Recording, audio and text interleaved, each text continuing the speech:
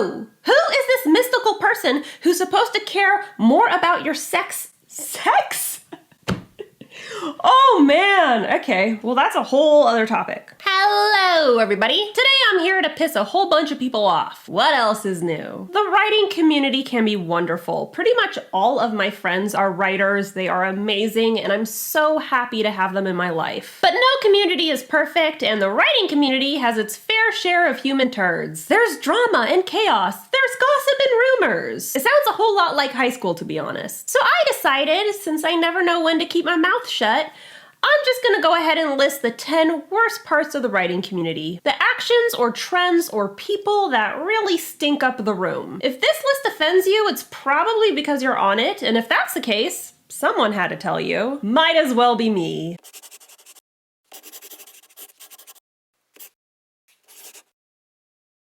Before we get started, a quick announcement. I have a Black Friday sale going down right now. My #1 best-selling dark fantasy romance novel, The Savior's Champion, is on sale for just 99 cents. This sale is available for all ebook formats at all major retailers. It is also available internationally, so if you haven't checked TSC out yet, first of all, how dare you? And second of all, pick up a copy right now. This sale isn't gonna last forever. Black Friday has also hit my merch store, so right now you can get my merch for 20% off. That's 20% off t-shirts, mugs, hoodies, stickers, and more. All you have to do is plug in this promo code and you're good to go. Lastly, I am holding a giveaway just for shits and giggles. One lucky winner is going to receive a writerly and readerly prize pack, including signed copies of both The Savior's Champion and The Savior's Sister, plus custom prints, and a whole bunch of other readerly goodies. All you have to do to enter is subscribe to my channel, ring that bell, and comment on this video down below with a heart. If you're already subscribed, you're halfway there. All you gotta do is comment with a heart and you're good to go. Now that that's out of the way, let's get to the 10 worst parts of the writing community. If you hate this shit too,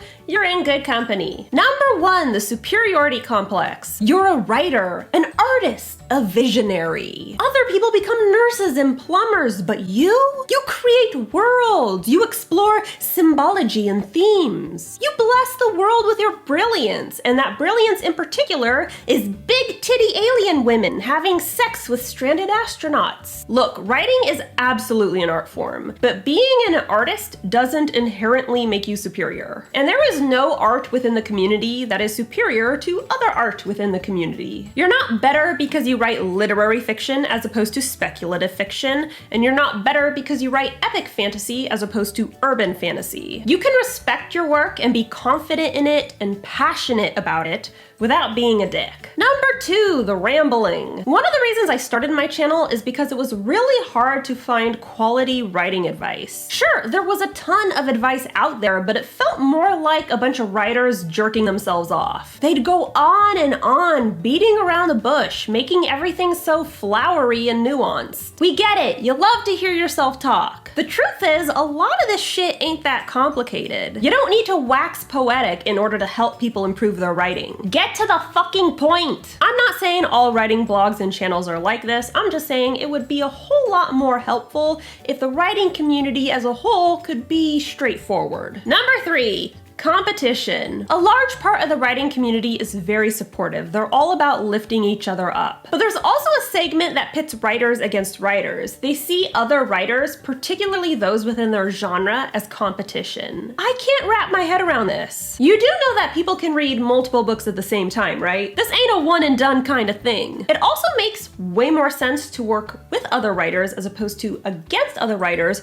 from a business perspective. Collaboration with other writers broadens your readership because they are exposing you to their audience. Not only is the competition rude and pointless, it also shoots you in the foot. You're being a dick and doing yourself no favors.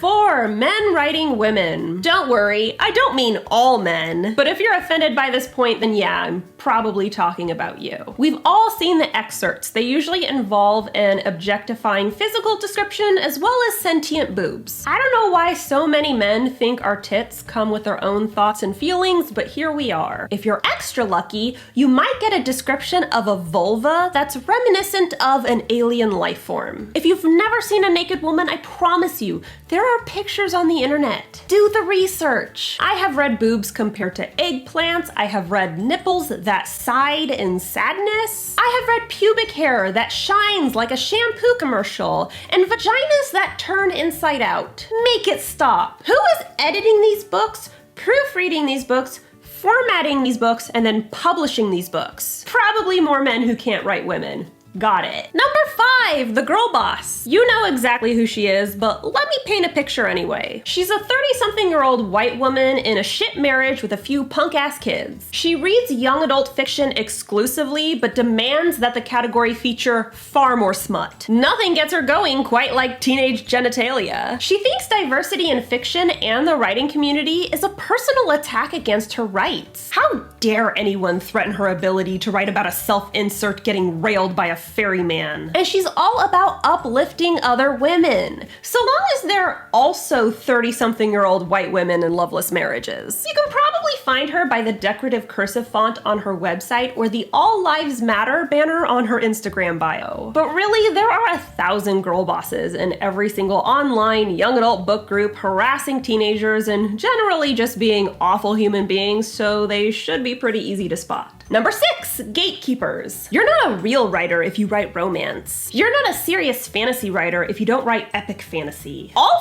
female writers must write young adult fiction. This is so dumb. Writers are supposed to be creative. How can you, with your vast imagination, pigeonhole people into these hyper-specific groups? And a lot of the best fiction out there defies stereotypes. That's kind of the point. Breaking boundaries is what artists are supposed to do. Let people tell the stories they want to tell. If it's not hurting anyone, why does it matter? Writing is supposed to be fun, and treating it like an exclusive club really kills the vibe. Number 7, writing isn't a business. You're exchanging a product for money, but sure, it's not a business at all. You're an artist, not a businessman. You'll let someone else handle the money. Who is this mystical person who's supposed to care more about the success of your novel than you do? I hate to break it to you, but your publisher isn't gonna market you for shit. In fact, you probably won't get signed unless you have already started to build your author platform. And you're definitely not gonna find any magical free marketing as an indie writer. But still, literally every day I see some writer go, meh, I'll skip the business stuff. It's not my thing. I hope book sales aren't your thing either, because you won't be getting any of those. Number 8, scammers. For just $5,000, you can learn how to become a best-selling author from someone who isn't a best-selling author. For the same price as the down payment on a car, you can learn how to become a full-time author from someone who is only a full-time author because you are paying for this bullshit course. And you can't forget about vanity presses. You will pay them thousands of dollars just for them to plop your book on the internet and disappear. You actually can have a much wider distribution reach from publishing your book yourself versus publishing with a vanity press. Unfortunately, within all artistic communities, scammers abound, and that's because a lot of artists are desperate to make a name for themselves. Desperation is easy to prey on, so please, please, please do your research before giving your money to anyone. Number 9, the representation is a prison writer. You mean to tell me it's more realistic to include some characters of color in my novel? How dare you aim to improve my writing while also broadening and respecting my readership? Don't you know you're shackling me? Destroying my creativity? Because nothing sounds creative quite like writing the same character over and over again. What do you mean art requires growth and learning? What do you mean progress is a natural part of any skill? I want to be a big baby forever. You can pry these bigoted cliches out of my cold, dead hands. And number 10, the review stalkers. Someone gave you an honest but critical review, and now you're gonna bully them on the internet. Or maybe you're not gonna bully them. Maybe you're gonna cry about it on Instagram Live so your followers can bully them instead. Or actually, maybe you're not gonna do any of that. Maybe you're just going to approach the reviewer for a friendly, healthy healthy discussion. It's a discussion they didn't sign up for and it's completely inappropriate, but you know, it's friendly. Negative reviews can be really tough. I'd be lying if I said a negative review hadn't ruined my day at some point. But it's your reader's prerogative to review your work, and unless they are being intentionally harmful or they are tagging you in their criticism, their negative opinions are 100% valid. Art is subjective. You knew not everyone would like your work when you got into this gig. Stay away from the reviews. Let reviewers do their thing in peace. You're making yourself look like a whiny baby. So that's all I got for you today. I'm not sorry about any of this. Don't forget to subscribe to my channel. I post new videos on Wednesdays, and if you subscribe to my channel, ring that bell and leave a comment below with a heart. One lucky winner is going to be walking away with signed copies of The Savior's Champion and The Savior's Sister and a whole bunch of writerly goodies. So enter the giveaway. It's going down right now. When you're done with that, be sure to pick up a copy of The Savior's Champion. It is on sale for Black Friday right now. I got it linked below.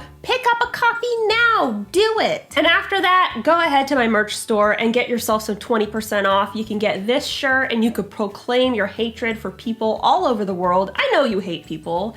I hate people, it's a writer thing. And be sure to follow me on social media. I'm on Instagram, Tumblr, Facebook, and BookBub. And of course, you can tweet me at Jenna Moreci. Bye. It's me, Pippa. Have you subscribed to Jenna's channel yet? Oh, you must. It's so much fun. She talks about writing and heroism and romance, and sometimes she says very naughty words, but I rather enjoy it. Subscribe to her channel and ring the bell.